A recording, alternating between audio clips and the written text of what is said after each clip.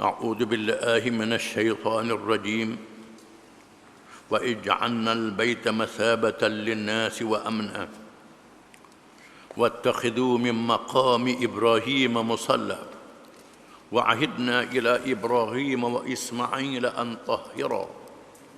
أن طهرا بيتي للطائفين والعاكفين والركع السجود وإذ قال إبراهيم رب اجعل هذا بلدا آمنا وارزق أهله من الثمرات من آمن منهم بالله واليوم الآخر قال ومن كفر فأمتعه قليلا ثم أضطره إلى عذاب النار وبئس المصير وإذ يرفع إبراهيم القواعد من البيت وإسماعيل ربنا تقبل منا إنك أنت السميع العليم ربنا واجعلنا مسلمين لك ومن ذريتنا أمة مسلمة لك وأرنا مناسكنا وتب علينا إنك أنت التواب الرحيم ربنا وابعث فيهم رسولا منهم يتلو عليهم آياتك ويعلمهم الكتاب والحكمة ويزكيهم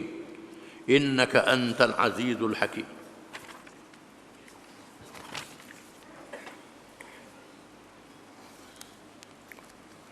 Maksudnya,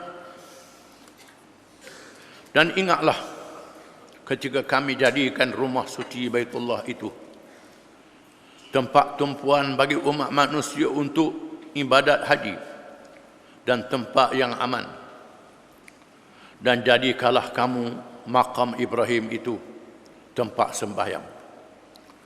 Dan kami perintahkan kepada Nabi Ibrahim dan Nabi Ismail dengan berfirman, bersihkanlah rumahku, Kaabah dan Masjidil Haram dari segala perkara yang dilarang untuk orang-orang yang bertawaf dan orang yang beriktikaf yang tetap tinggal padanya dan orang-orang yang rokok dan sujud yang disembahyang.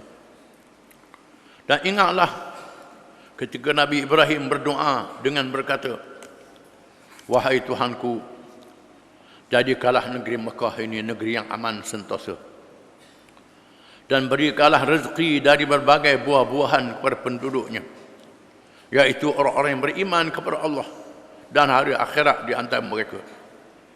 Allah berfirman, permohonanmu itu diterima, tetapi sesiapa yang kufur dan engkar, maka aku akan beri juga ia bersenang-senang menikmati rezeki itu bagi sementara waktu di dunia, kemudian aku memaksanya dengan menyeretnya kepada azab neraka, dan itulah seburuk-buruk tempat kembali.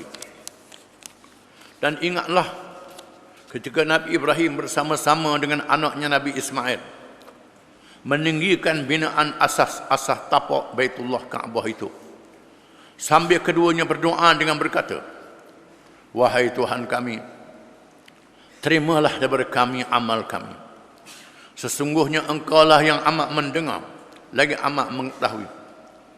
Wahai Tuhan kami, jadikanlah kami berdua orang-orang Islam yang berserah diri kepadamu.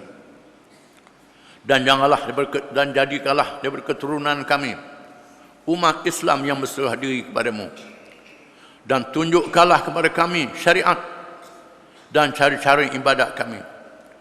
Dan terimalah taubat kami. Sesungguhnya Engkaulah yang amat menerima taubat, lagi maha mengasihani.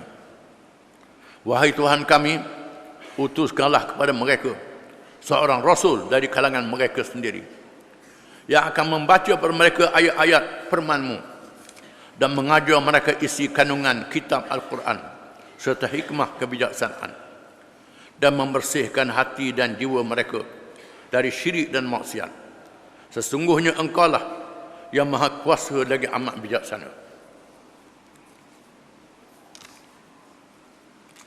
Ayat-ayat ini mengisahkan Ibrahim dan Ismail alaihi wassalam,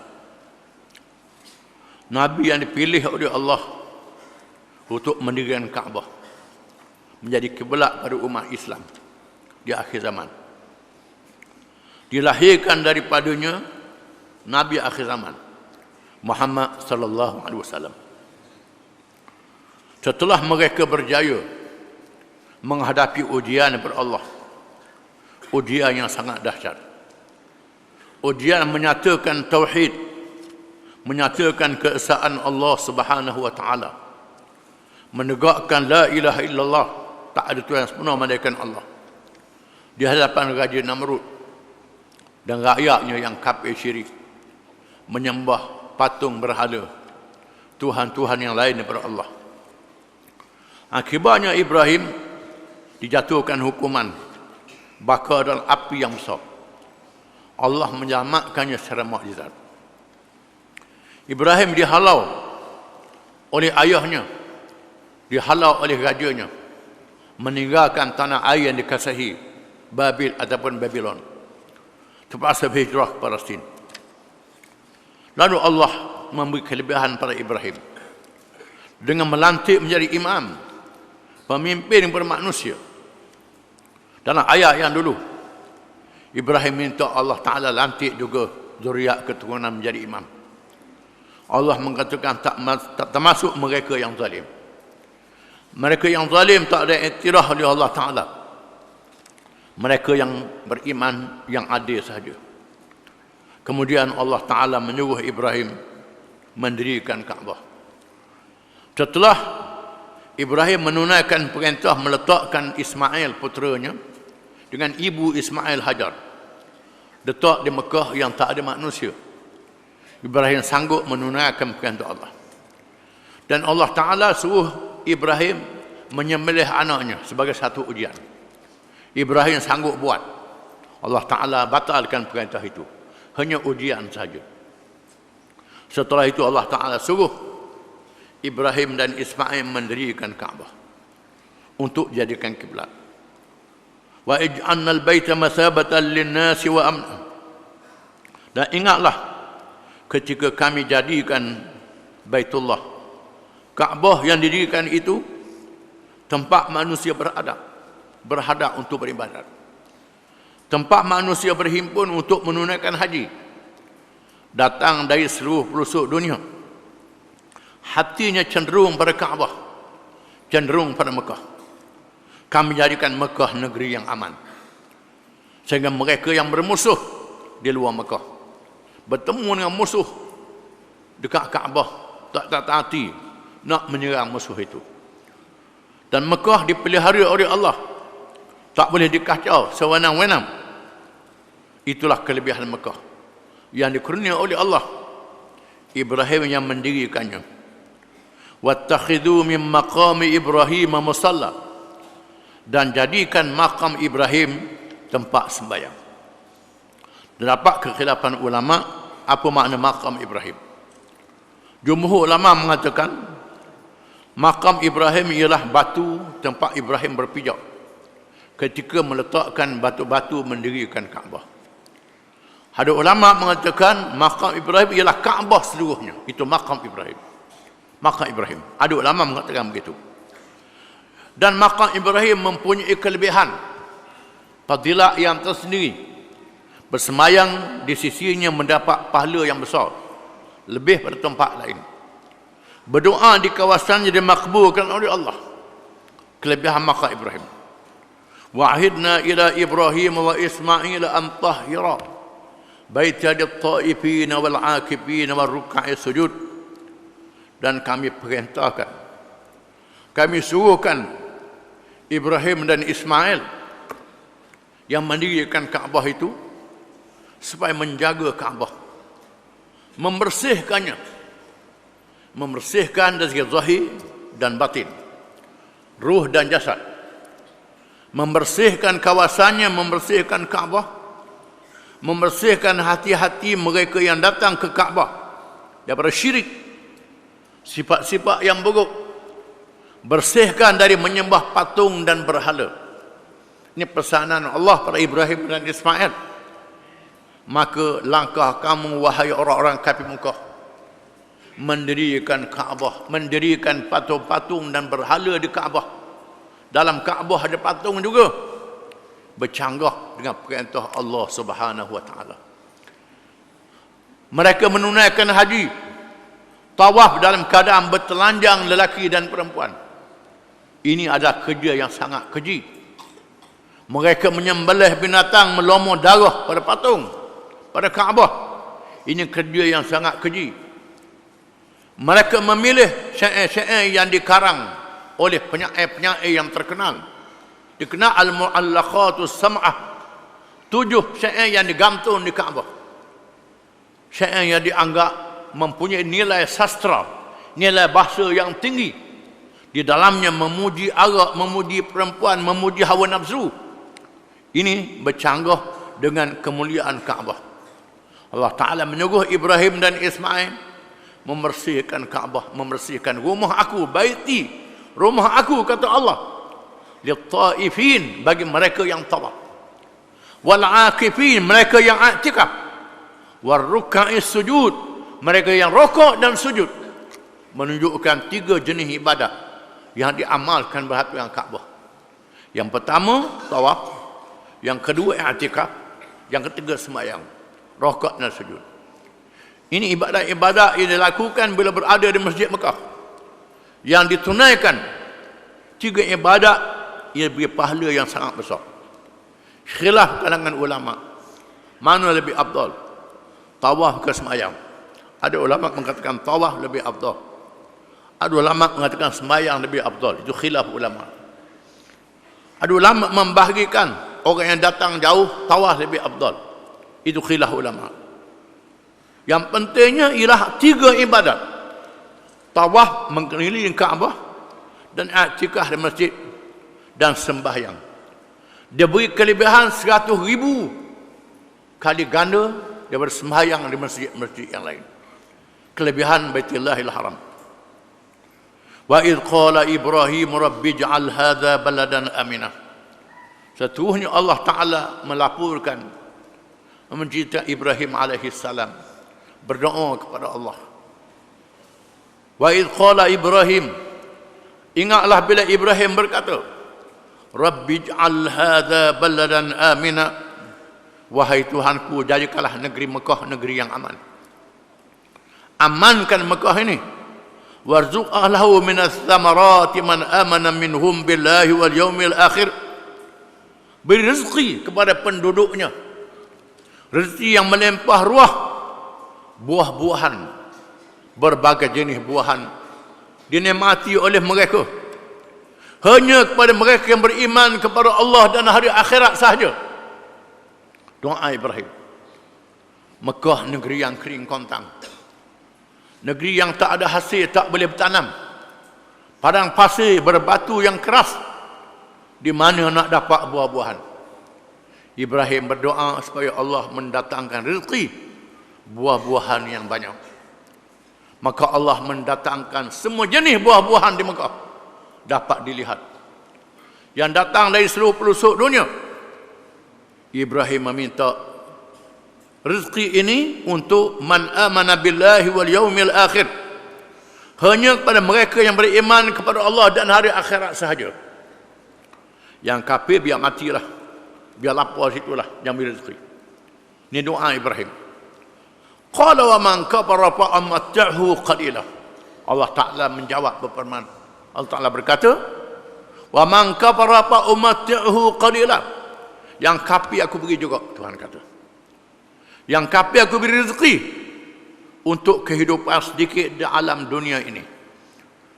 Aku menciptakan mereka, aku menjadikan mereka, takkan aku tak beri rezeki kepada mereka. Mereka jadi kafir itu cerita lain, jadi kafir. Tapi untuk keperluan hidup dalam dunia, aku beri pada mereka rezeki. Ini keadilan Allah Ta'ala, rahmat Allah Ta'ala. Kalau boleh Nabi Ibrahim kata, awak kafir tak usah berilah, biar mampu kering, biar mati situ. Allah Ta'ala kata tidak, yang kafir aku beri rezeki, tetapi dalam masalah memimpin hanya yang beriman saja. La yanalu ahadiz zalimin, dalam ayat yang terdahulu. Dalam memimpin tidak termasuk kelebihan dia beri kepada mereka yang zalim. Kelebihan kepada mereka yang beriman, yang adil saja. Yang zalim tak termasuk. Tapi rezeki aku beri semua, Tuhan kata. Termasuk yang kafir diberi rezeki. Fa umatti'hu qalila. Aku beri nikmat padanya dalam kehidupan dunia yang sedikit saja. thumma attarruhu ila azabin nari wa bi'sal masir. Punya aku seretkan mereka ke dalam azab neraka. Neraka ialah tempat yang paling buruk. Yang kafir aku beri rezeki juga. Kerajaan aku, kerajaan Allah ni bukan banyak kerajaan manusia. Kerajaan manusia ni, orang sokong dia beri, tak sokong dia tak beri. Allah Ta'ala tidak. Allah Ta'ala beri rezeki semua. Yang beriman, yang kafir Allah Ta'ala beri. Ini menunjukkan adanya Allah Ta'ala. Adanya Allah Ta'ala beri pada semua. Mekah dijadikan rezeki yang aman. Di mana orang kafir dapat melihat sendiri bagaimana Mekahnya. Malangnya bila datang Nabi Muhammad SAW, mereka takut nak masuk Islam. Mereka takut nak masuk Islam. Mereka berkata, inna tab'il huda maka mutakhassaf min ardina. Kalau kami ikut petunjuk yang membawa ni wahai Muhammad, ambillah kita di Mekah ni lapar. Awalam nulkilu maharaman aminan yubayli thamaral kulli syai' rizqan min ladunna. Tidakkah mereka melihat bagaimana kami jadikan Mekah negeri yang aman? Kami bawa rezeki buah-buahan yang datang dari seluruh pelosok dunia. Kamu nak tengok? Ini kekuasaan Allah Ta'ala. Malangnya orang kafir takut nak ikut Islam. Antara sebab takutnya, takut tak boleh rezeki, tak boleh hidup. Ini adalah ujian daripada Allah Ta'ala. Seterusnya Allah Ta'ala mengesahkan perangai dan amalan Ibrahim yang menunaikan perintah Allah dengan ikhlas. Wa idh yarfa'u Ibrahimul qawa'ida minal baiti wa Ismail Rabbana taqabbal minna innaka antas samiul alim. Dan ingatlah Abu Ibrahim mengangkat asas-asas bangunan Kaabah bersama dengan anaknya Ismail. Ibrahim tak berhenti berdoa kepada Allah. Rabbana taqabbal minna innaka antas samiul alim. Wahai Tuhan kami, terimalah daripada kami. Sesungguhnya Engkau Tuhan yang Maha mendengar, lagi Maha mengetahui. Padahal dia sudah menunaikan perintah Allah. Allah Ta'ala suruh bina Kaabah itu. Tetapi takwa yang tinggi yang ada dalam hati Ibrahim dan Ismail, yang takut pada Allah Ta'ala, takut Allah Ta'ala tak terima ibadatnya, bergantung pada Allah. Wahai Tuhan, terimalah daripada kami akan apa yang kami buat ini. Innaka antas samiul alim. Sesungguhnya Engkau Tuhan yang Maha mendengar, lagi Maha mengetahui. Jangan kita syok buat ibadat saja, baguslah aku ni, baiklah aku ni, lupa Allah Ta'ala terima dak ibadat kita. Allah Ta'ala tolak ibadat kita. Bergantung pada keikhlasan hati kita kerana Allah Ta'ala. Jangan tunjuk pada orang. Doa minta Allah Ta'ala terima. Ibrahim dan Ismail menunjukkan sifat takwa yang sangat tinggi. Wahai Tuhan, taqabbal minna, Rabbana taqabbal minna. Wahai Tuhan kami, terima daripada kami. Innaka antas samiul alim.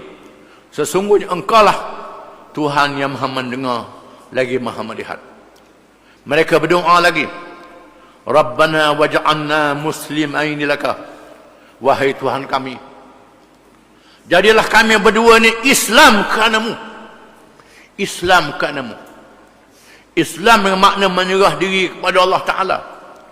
Bukan saja mengaku orang Islam, menerima segala hukum syariat Allah Subhanahu Wa Ta'ala. Perintah Allah Ta'ala, meninggalkan larangannya dengan hati yang ikhlas. Jadi Islam yang sungguh-sungguh. Wa min dzurriyyatina ummatan muslimatan lak. Dan begitu juga dari zuriat keturunanku, anak cucu cicitku, merupakan orang Islam yang sebenar kerana-Mu, wahai Tuhan. Orang Islam yang menyerah diri pada Allah, beribadat dan mengikut hukum syariatnya. Bukan yang tak ikut hukum syariat Allah Ta'ala. Itu bukan Islam yang sebenar. Bukan ikut separuh, tak ikut separuh, ikut suka. Itu bukan Islam yang sebenar. Islam yang sebenar menyerah diri pada hukum Allah Ta'ala. Apa yang boleh dibuat, dibuat. Yang tak boleh dibuat, tetap percaya dan berusaha untuk buat. Wa arina manasikana. tunjuk kepada kami cara-cara ibadat hukum syariat, termasuk cara ibadat haji kami. Setelah didiri dengan Kaabah, tunjuk kepada kami bagaimana nak beribadat di Kaabah ini, bagaimana hukum syariatnya. Wa tub alaina, terimalah taubat kami, bertaubat pada Allah Ta'ala, minta ampun dengan Allah Ta'ala kalau ada kekurangan. Innaka antat tawwabur rahim, sesungguhnya engkaulah Tuhan yang maha menerima taubat lagi maha penyayang, yang punya rahmat yang melimpah ruah. Tuhan yang bersifat rahmat dunia dan akhirat. Tuhan jadikan rahmat itu sifat yang wajib baginya. Rahmat termasuk sifat yang wajib bagi Allah Ta'ala, walaupun tak masuk dalam bilangan sifat 20. Tak ada dalam sifat 20 rahmat ini. Semua sifat kepujian sifat Allah Ta'ala. Ada yang masuk dalam sifat 20, ada tak masuk sifat 20. Sifat 20 tu contoh saja. Jangan duduk ingat 20 tu je sifat Tuhan. Adil sifat Tuhan, redha sifat Tuhan, murka sifat Tuhan. Banyak sifat-sifat Allah Ta'ala yang tak terhingga banyak yang kepujian. Sesuai Ibrahim berdoa, Rabbana wa ba'ath fihim rasulan minhum yatlu alaihim ayatik. Wahai Tuhan kami, bangkitkanlah, lahirkanlah di kalangan zuriat aku ini seorang rasul dari kalangan mereka. Seorang rasul di kalangan mereka. Allah menerima doa ini, dilahirkan Nabi Muhammad sallallahu alaihi wasallam. Termasuk dalam doa Ibrahim dan Ismail, dari zuriatnya dilahirkan Muhammad sallallahu alaihi wasallam, nabi akhir zaman untuk seluruh manusia di kalangan Quraisy yang ada di Mekah itu. Yatlu alaihim ayatik, yang membaca kepada mereka akan ayat-ayatmu, membaca Al-Quranul Karim yang diwahyukan kepadanya. Wa yu'allimuhumul kitab, mengajar pada mereka akan kitab Al-Quran, wal hikmah, dan kebijaksanaan, iaitu sunnah Nabi sallallahu alaihi wasallam. Hikmah ialah sunnah, hadis-hadis Nabi sallallahu alaihi wasallam. Kitab ialah Al-Quran. Quran ditafsirkan oleh hadis-hadis Nabi sallallahu alaihi wasallam. Duanya berkembar, tak boleh pisah. Ada orang dia ambil Quran saja, tak pakai hadis. Itu salah, tak boleh. Tak boleh. Hadis menafsirkan Al-Quranul Karim. Banyak perintah-perintah dalam Quran kita tak tahu nak buat kalau tak dihuraikan oleh hadis.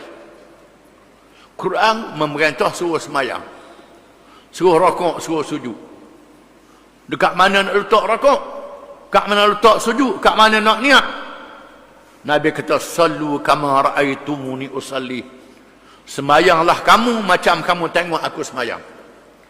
Khudhu anni manasikakum, ambil daripada aku cara-cara aku buat ibadat haji, ikut. Itu hadis. Hadis menerangkan bagaimana nak beramal dengan sunnah itu. Dia kena faham. Sunnah ialah hikmah kebijaksanaan Nabi mengajak umat bagaimana beramal dengan Quran.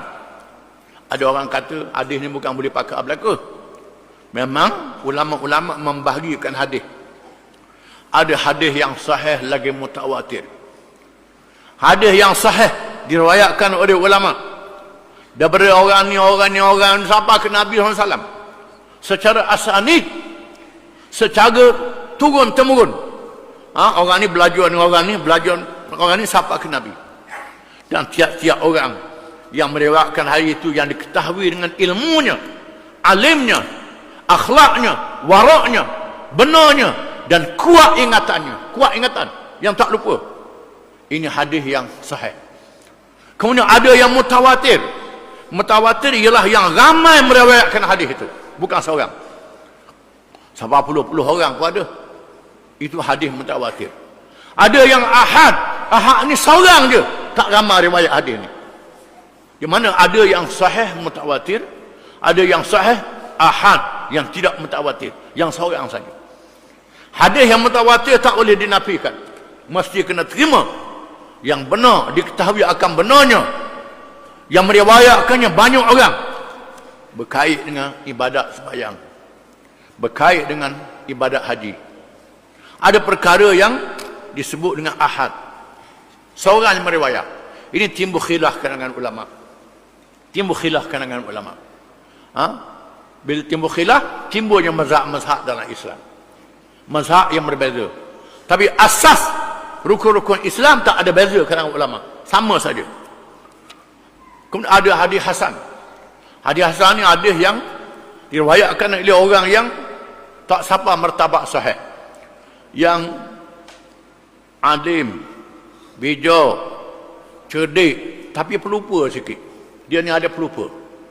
Maksud dia tak salah, tetapi lafaz dia tu ada lain-lain sikit. Ini martabat dia rendah. Sampai pada hadis yang hasan. Ada hadis yang dhaif, ada yang lemah. Diriwayatkan oleh orang yang lemah ingatannya, yang lemah kedudukannya, ataupun dia meriwayatkan hadis perangai dia tak molek sikit, alim-alim dah, tapi perangai dia ada tak molek, ada tak molek sikit, ada bohong sikit, cakap tak betul. Hadis ni menjadikan hadis tu dhaif. Kadang-kadang hadis yang dhaif dikuatkan oleh riwayat-riwayat yang lain yang menguatkan hadis ini boleh diterima. Hadis yang dhaif boleh diamal dalam fadailul amal, kelebihan amal-amal ibadat. Sebut orang ni baca zikir ni kelebihan yang bagian-bagian, boleh pakai hadis dhaif untuk menggalakkan kita mengerjakan amal, zikir dan seumpamanya. Dan di sana hadis maudhu', hadis maudhu' ni hadis palsu, hadis bohong. Ada kalangan ulama yang jahat, dia berhujah dengan orang nak memenangkan hujah dia kata sabda Nabi SAW, padahal Nabi tak kata pun. Ini hadis maudhu', hadis palsu. Hadis palsunya kena tolak, tak boleh jadi dalil. Tak jadi hadis palsu. Jadi hadis ni macam-macam, kita kena sedar. Jadi di sana ada hadis-hadis yang sahih yang diriwayatkan para ulama. Wa yuzakkihim, dan Nabi Ibrahim berdoa Allah Taala membersihkan mereka. Nabi diutus itu membersihkan umat dari syirik dan kejahatan yang haram. Innaka antal azizul hakim, sesungguhnya engkau lah wahai Tuhan kami Al-Aziz, yang maha perkasa, yang tak ada siapa yang boleh mengalahkan Tuhan. Tak ada siapa dapat mengalahkan Tuhan. Itu Al-Aziz. Al-Hakim, yang maha bijaksana. Semua hukum Allah membawa kebaikan dunia dan akhirat. Wallahu a'lam.